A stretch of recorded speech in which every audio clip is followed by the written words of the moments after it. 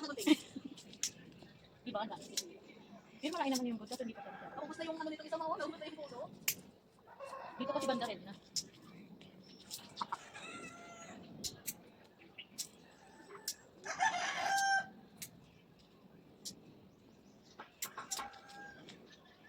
Kasi pwede na magpapakula na.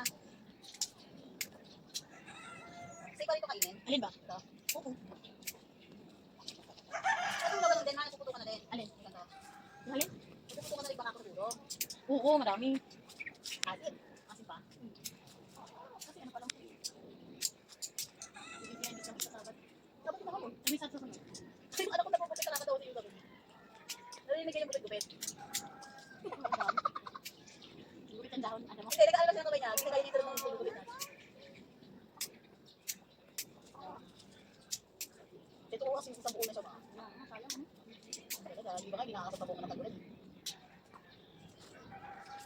Buti na lang yung mga manok na nakakain. Minsan nagugupit ko pa yung good. Hindi kayo nalalasing, mga manok? Minsan nga pati pa ako tinutuka. Napunta kasi yung ubas sa paa ko. Tinutuka. Bakit ako napakasarap? Ang tamis, mga ano, inom.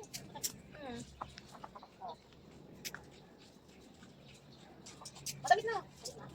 Meron na yung gulit niya.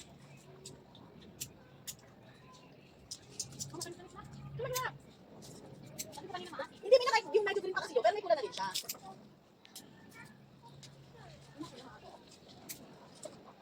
Yung mga nagkakapuput palay dito, ayun yung mga nabubulok eh. Kaya nag-i-start yung fruit fly eh. Kaya hindi maganda na babalutin mo ang upas. Kaya nga Kasi mas lalo silang nabubulok. Inaagad ko lang. Nakakapatid. Inaagad ko lang gupit. Wala yan yung puting na nakapatid. Alam mo kung mga manok, mag-iyan. Ito nila yung pula na bago.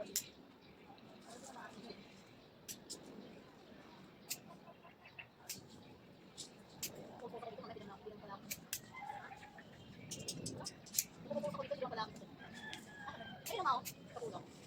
Parang kayo. Ah, gusto ba kaya? Gusto ko. Kasi sa ito ko dito. Right,